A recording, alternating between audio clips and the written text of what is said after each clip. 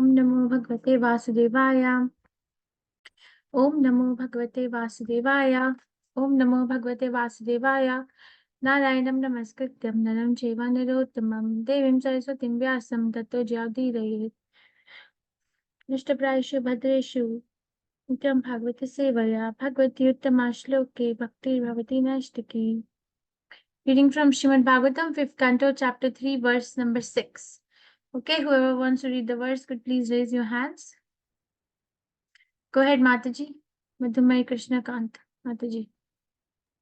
Hare Krishna Mataji. Om Namo Bhagavate Vasudevaya.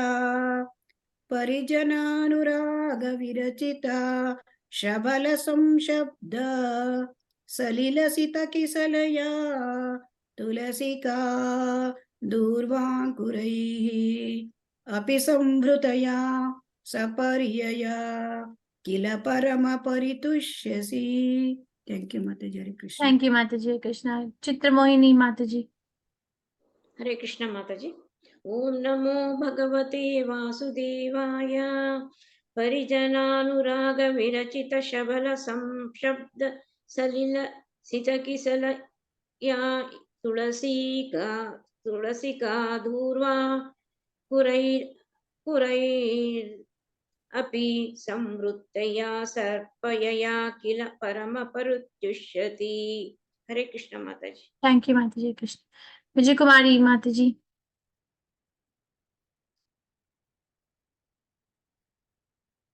Mataji, you can unmute yourself. Unmute. Okay, Mataji. Hare Krishna. Parijanuraka virasita sabala sam sabda shavila sida kishalaya tulasika durvangu rai abhi sampradaya sabaryaya kila parama parisdushyasi. Hare Krishna Mataji. Thank you. Krishna. Anjali Mataji. Hare Krishna Mataji. Parijana Anuraga Virachita Shabala Sanshakta Salila Sita Kisalaya Tulasika Durvankurai Api Samrutaya Saparyaya Kila Parama Paritushyasi. Hare Krishna Mataji. Thank you, Mataji. Hare Krishna. Prafulla Mataji. Hare Krishna Mataji. Om Namo Bhagavate Vasudevaya. Parijana Anuraga Virachita Sakala Sansabda Tulasi Kisa. Not able to find Mataji.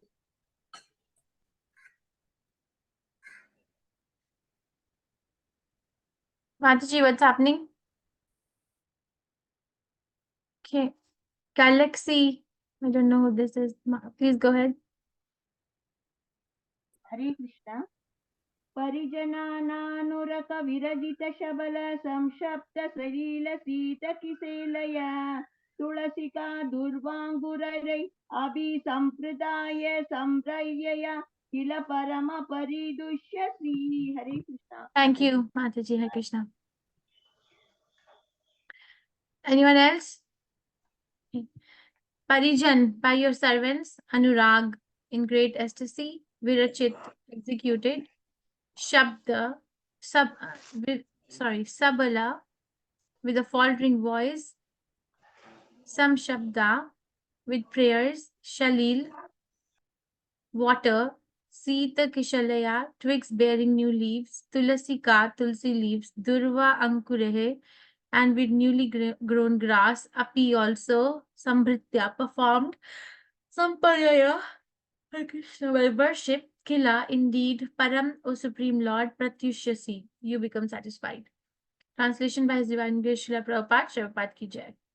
O Supreme Lord, you are full in every respect. You are certainly very satisfied when your devotees offer you prayers with faltering voices. And in ecstasy, bring your tulsi leaves, water, twigs bearing new leaves, and newly grown grass. This surely makes you satisfied. Purport by His Divine Grace Srila Prabhupada ki jai. One does not need great wealth, education, or opulence to satisfy the Supreme Personality of Godhead. If one is fully absorbed in love and ecstasy, he need only offer a flower and a little water. As stated in Bhagavad Gita, Patram Pushpam Phalam Toyam Yome Bhaktya Prayachiti. If one offers me with love and devotion a leaf, a flower, fruit, or water, I will accept it. 9 chapter, verse 26. The Supreme Lord can be pleased only by devotional service. Therefore, it is said here that the Lord is surely satisfied by devotion and nothing else. Quoting from, I apologize, Hare Krishna. Quoting from the Gautamiya Tantra, the Hari Bhakti Vilas states, Tulasi dal matrena jalasya chuluke nava vikrinite swam atmanam bhakte bhyo bhakta vatsalaha. Shri Krishna, who is very affectionate toward his devotees, sells himself to a devotee who offers merely a tulsi leaf and a palmful of water.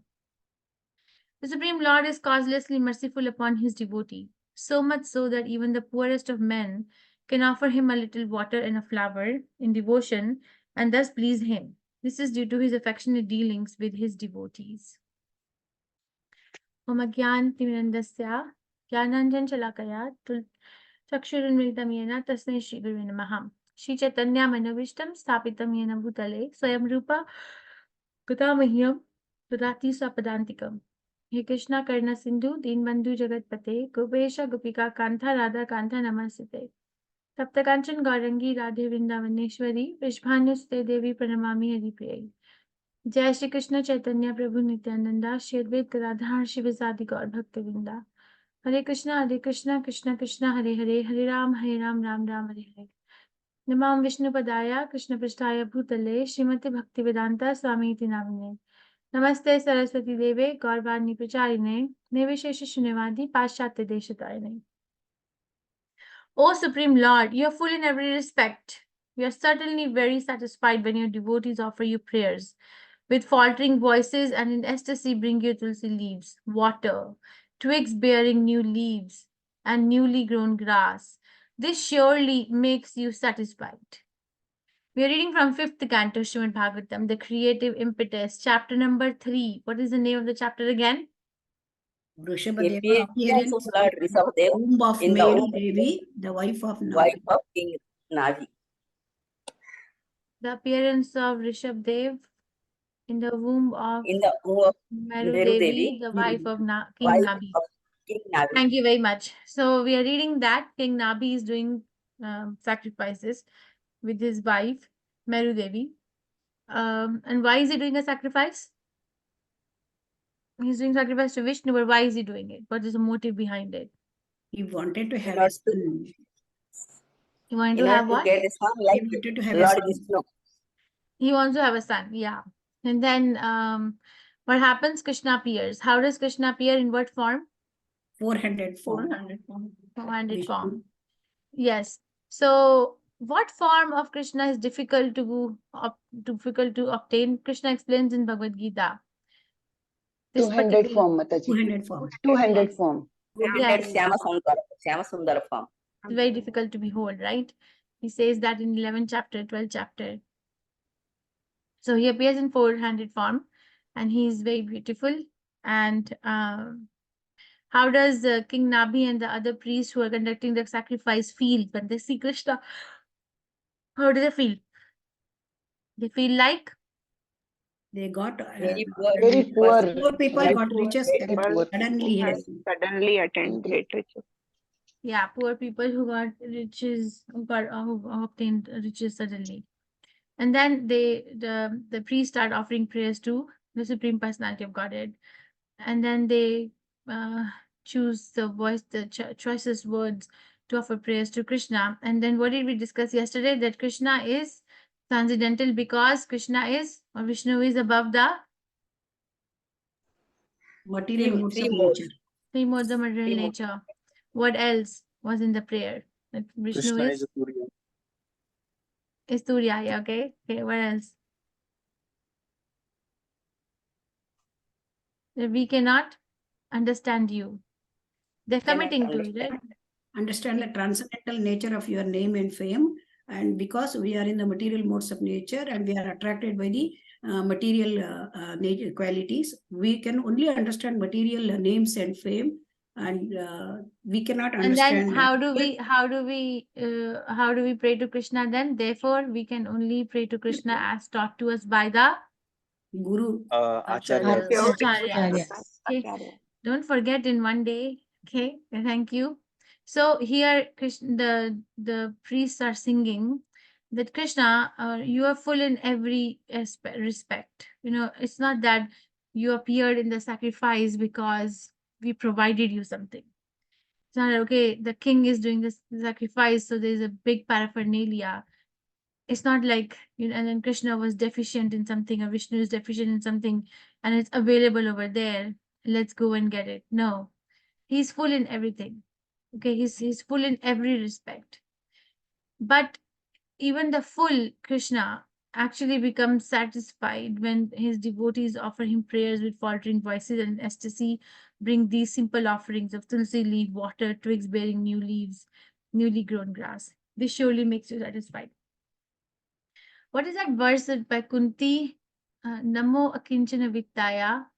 Does anyone know? Nivritta gunavittaye, atmaramaya shantaya, Shantaya kevalya Kaivalya Pataye Namah. pataye Pataye namaha. Namah. What does it mean? Namo akinchana vittaya. What does it mean?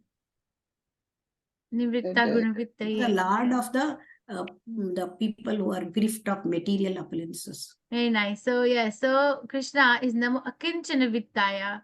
Nivritta gunavittaye. Anybody who is nivritti, who's nothing to do with the three modes of material nature, and who is akinchana, who has nothing to do with this material world, that person can understand Krishna. Because why?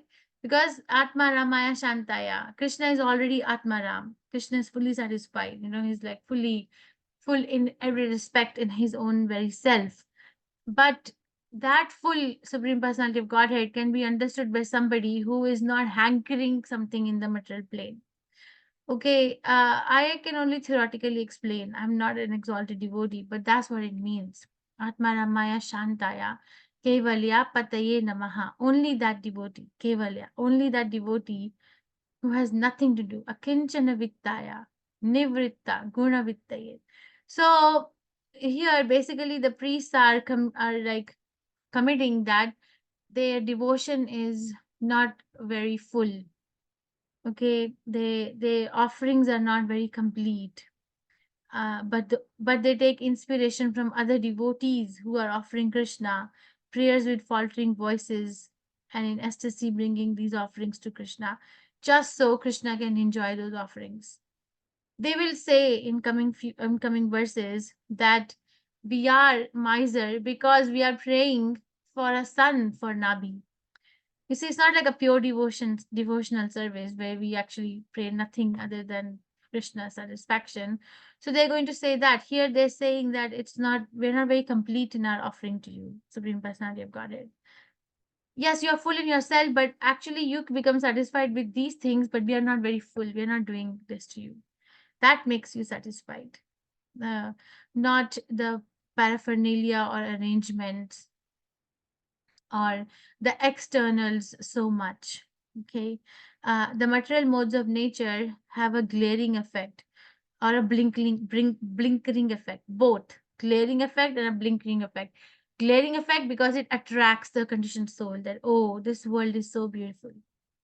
Oh, this world has so many things which I can acquire. I can become rich. I can become very powerful. I can have so many objects of enjoyment. So it's like glaring. And why I say also a blinkering effect. You know what a blinker is? When you drive, you turn on your blinkers when you turn right, left, or when you have to do a hazard light on. Do you know what like that? Right blinker, left blinker, or a hazard light on in your vehicle. Do you do that if you drive? Blinkering. Yes. So the Yes, right yes. blinkering, you're like tuck, tuck, tuck, tuck, tuck, tuck. That voice comes with the Right. light Yeah, blinkering. while That, taking the So turn, you're cautioning the yes. people coming behind you. we are So indicating the blinking. people. Yes. So so the material modes of nature have blinkering effect. Why? Because it actually blinds us to what's real. You know? We become okay. I'm gonna be like okay. There's Krishna. Okay, there's some attraction. Okay, there is some inner voice which says that maybe this is the right path, but then glaring effect is so strong. So we blink here and glare there, blink here and glare there, blink here and glare there, and then we go on accumulating accumulating guilt. See, accumulating. What is the difference between the word guilt and regret? What is the meaning of the word guilt, and what is the difference between the word guilt and regret?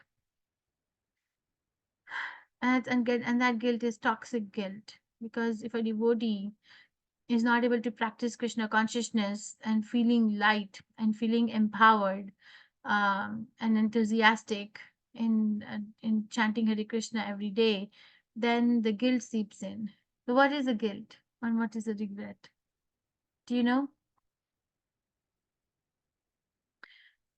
Nobody knows. So basically, guilt is the sense that I've done something wrong, the feeling. Okay, and regret is missing an opportunity, like, oh, I didn't do it. Okay, so guilt actually has stages, right? It has like, okay, one becomes aware that I've done something wrong, and then this next stage is one becomes apologetic, and the next stage is one is able to, amend the situation and learn, and then there comes a self-empowerment. Yes, I did something wrong, I caught it, I felt apologetic, I stayed with that feeling, and then I resolved. So now next time I'm not going to do it. So for example, if somebody is chanting Hare Krishna but is also watching TV at the same time, doing rounds but also watching TV at the same time, so somewhere the person will start feeling at some point, for their own sake, that this is not right, this is wrong. And then one can feel sorry that, okay, this is not a very um, attentive chanting. My mind is already very disturbed, and I am actually adding on to the disturbance. So, where is the Hare Krishna Mahamantra going? So, let me not disturb my mind any further, at least when I'm chanting Hare Krishna. Everything else in the world can wait. So you see, so one feels that there's something wrong, and then they feel remorseful about it, and then they make amendments, and then they feel empowered. Okay, so when we pray to Krishna like this, we actually are going through those stages that, Krishna, I'm actually not able to pray to you properly. I'm not, I can.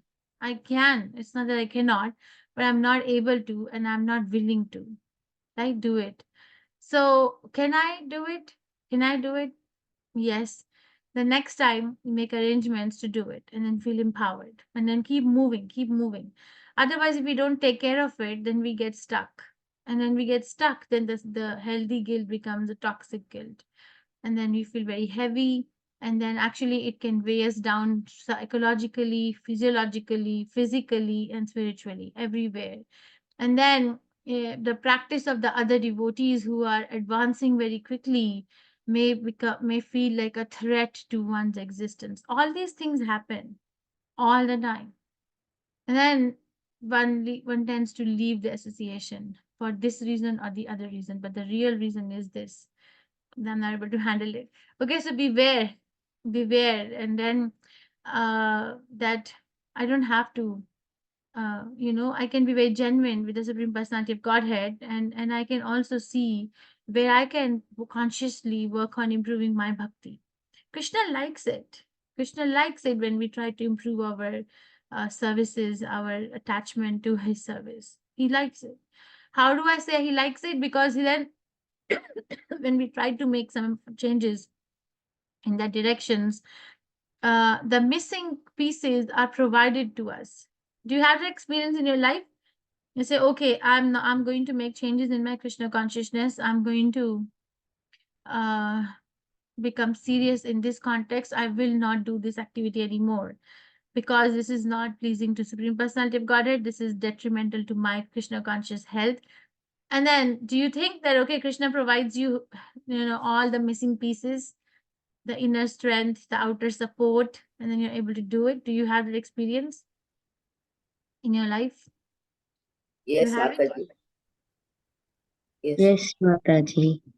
Do you want to share what experience you have? Where did you feel Krishna's hand in your life in that way, that this was not possible unless and until really the Supreme Personality of Godhead intervened in my life in this way, that I can actually take care of this habit or this change, whatever it may be for one's own life. I'll share. I still work overnight shifts sometimes at the hospital, and then it's difficult, right, to work all night. So I used to drink coffee before initiation many years ago, and I said I can't go on doing it. I can't be like finding reasons that okay, because I work, that's why I like this, and then at the same time go on cultivating a knowledge and service that I'm not the body, I'm the soul. These two things don't go hand in hand. So what do I do? Huh? What do I do? That I don't want to be like a hypocrite for my own sake. So I said, Krishna, I don't want to keep drinking coffee. Even if I have to work all night, I still don't want to touch it. I don't want to think about it. It's been so many years. Without Krishna's intervention, it wouldn't have happened. It's been so many years. So I feel that if I really feel, there's so many examples in one's own life that we actually accumulate in our journey. If there was some sincerity, Krishna's reciprocation is felt. Have you ever felt like that in your life? Yes, Yes, Mataji. Mataji. Where have you felt? Hare Krishna Mataji. Hare Yes. Krishna Mataji. Actually, as you told Mataji just now, previously or before some years, I was doing that, watching TV and doing my rounds. Oh. Then gradually, I felt that guiltiness. I felt, what is that I am doing? I am doing, whether it is watching TV, that is I am giving priority, or whether it is just overing rounds and completing the rounds. Then after that, I left that watching TV, I left Mataji. And then I only concentrated on my rounds. Then after some time, what happened? I was listening to classes, Bhagavatam classes, and also I was doing my rounds. Then also that realization came. I had in one class that is also your chanting, you are making some that mistake or your offenses you are accumulating. Then I left that Mataji. And now I am concentrating, if I am doing rounds, then only rounds Mataji. Hare Krishna Mataji. Thank you, Very nice. Mataji. Thank you for sharing, Mataji. Very empowering. Anyone else would like to share where you felt the Supreme Personality of Godhead's hand in your life? It's not possible. If you're chanting Hare Krishna and you haven't felt it, it's not possible. I think we just have to become more aware of it. You have to become more aware. Krishna, help me. Hare Krishna Mataji. Hare Krishna. Hare Krishna Mataji. Hare Krishna Mataji. Mataji, this time Ekadashi and Shivratri came like previous day was Ekadashi, then Shivratri, we should fast both the days. And then Shivratri again, we should be like awake whole night. So I was thinking that I should do Shivratri also. So Ekadashi I finished before they also fasted. Then Shivratri, then I was thinking God, He should give me that much strength. The whole night I was awake on Shivratri, and next day also we should see a nakshatra and then we should sleep, Mataji. So I could do everything because of Krishna's mercy. Okay. Thank you, Mataji, for sharing. Hare Krishna. Okay. So in this verse, understand that even though the priests have arranged a very big paraphernalia and conducting sacrifice on behalf of the king, they are fully aware that this is not something which satisfies the Supreme Personality of Godhead. The external paraphernalia is not something which is going to attract, because Krishna is above the three modes of material nature. What really attracts Krishna is prayers in faltering voices and ecstasy. Offerings brought into Krishna in ecstasy, that Krishna, all this is for you. This makes Krishna satisfied. But they are also aware of their inefficiencies, and they are very vulnerable, and expressing it in front of the Supreme Personality of Godhead that we are short in our offerings to you. And Prabhupada is giving references from Gautamiya Tantra, where Shri Krishna, who is very affectionate towards his devotees, sells himself to a devotee who offers merely a tulsi leaf and a palmful of water. So Krishna's mercy is causeless. There's nothing that we do and find a cause that attracts Krishna's mercy on us. he becomes satisfied, but that doesn't mean that he actually has to bestow his mercy on that person who is doing pure devotion service. He bestows his mercy out of his own free will, out of his own full independence, because he wants to, not because I have done devotional service, not because I've chanted Hare Krishna, not because I've done this. So one has to keep this very clear in the consciousness. I have a need to go to Krishna. Yes, Krishna also has a need to get me back. Krishna is anxious, more anxious than I am. And everything is coming from Krishna, the Supreme Personality of Godhead in the heart, Shri Vishnu, the human form of body, the intelligence, the scriptures, the spiritual master, the Vaishnavas, the Hare Krishna Mahamantra, the whole package, the lifetime, the time factor. You see, all these things are coming from the Supreme Personality of Godhead, which has to make us feel that he's more anxious to get me back. He's done so many arrangements to get me back. Still, he's independent. Still is fully independent. It is just an expression of his love for his devotee to give so many things. But conditioned soul, as I said, gets attracted to the glaring effect and the blinking effect of the three modes of material nature. And we can't see that, and we can't become grateful. If we are not grateful to the Supreme Personality of Godhead, if we are not grateful to the acharyas, if we are not grateful to the guru, then we really cannot be grateful to anything in our lives. We can make a show of it. Morally, we can conduct ourselves that I am very grateful for your help, but we are really not grateful. Just filling some need. The real gratitude has spiritual nature. As much as the real compassion has a spiritual nature, the real love has a spiritual nature, the real gratitude also has a spiritual nature. If the nature is not spiritual and it is coming from the material platform, it's not real. It's not that it's not there, it's not real, it's not permanent, and it's temporary. It has a temporary effect. That is why we keep on looking for more and more things. Remember, we read 2 verses ago that unless and until the consciousness is fixed and satisfied on the Supreme Personality of Godhead, it keeps moving from one agenda to another agenda, and then the mind becomes uncontrolled. Okay, so aim for something which is worth aiming for, even if it looks difficult, even if others are not doing it, even if we find ourselves alone in it. But actually we are not alone, because Krishna gives intelligence, provides resources, and also gives association, and one needs to keep moving. What I think in this stage of life, I'm very grateful to the devotees in my life who are so inspiring and actually share their inspiration in the form of preaching and support selflessly, right? I mean, we have devotees in our lives, I hope we all do, who actually give their time, right? Their association, they actually give their experience, share their wisdom, share their journey. But what actually is their own agenda behind it? Hmm? They're not coming in our life with an agenda. I mean, if I think of Namanishta Prabhu, I have never seen him with any agenda for his own sake. I have only seen his life getting more and more simplified, over the 2 decades, more and more simplified, like more and more less that he possesses for his own sake. It is very, very menial at this stage. When I went to Mangalore in July last year, so I saw, because I know them. I know them for 2 decades. I don't need anybody else to tell me or validate what I'm seeing, because I know them. But then I see that his Krishna consciousness, the enthusiasm is like does not know any boundaries now. It's actually spread far and wide across the world, has touched so many hearts. If you study their personal life, it's so menial, like very menial.